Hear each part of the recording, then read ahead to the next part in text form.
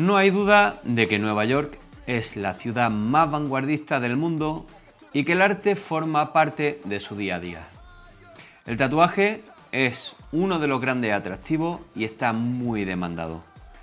Pero hay una página rota en el libro de historia del tatuaje en Nueva York. Yo soy Víctor Mané y esto es InShot.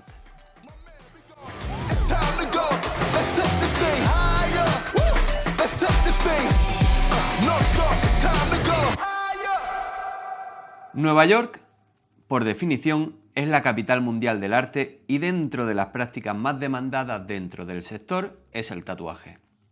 Según las últimas estadísticas, un 46% de la población estadounidense tiene al menos un tatuaje. Pero hay un capítulo en la historia del tatuaje en Nueva York que te va a parecer por lo menos sorprendente. El tatuaje en Nueva York estuvo prohibido.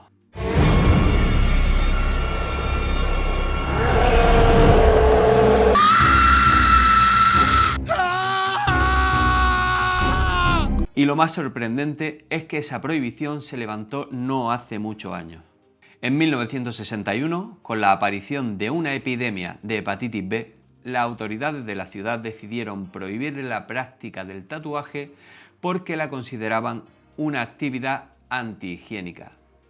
Este veto duró nada más y nada menos que 36 larguísimos años. Hasta 1997. Evidentemente, esto no frenó de ningún modo a los tatuadores neoyorquinos. Artistas como Tony Danesa, Tom DeVita, Ron López y otros muchos trabajaban de forma clandestina para cubrir la demanda de quienes querían obtener una pieza de arte en su piel en aquellos tiempos. Trabajaban a altas horas de la madrugada y durante toda la noche. Lo hacían en apartamentos, salones subterráneos y muchos de ellos en las trastiendas de las tiendas eróticas.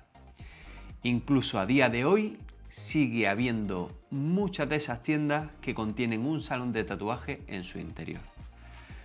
Hay varias teorías del por qué se prohibió en realidad el tatuaje en la Gran Manzana y la más extendida es la que cuenta que a raíz de la epidemia y la preocupación por la celebración de la Feria Mundial que tendría lugar en Queens en 1964, llevó a las autoridades a la decisión de buscar un culpable y vender a los futuros visitantes la tranquilidad al decir que acabando con el tatuaje, también acabarían con el brote de hepatitis B y la ciudad de Nueva York volvería a ser un lugar seguro para visitar.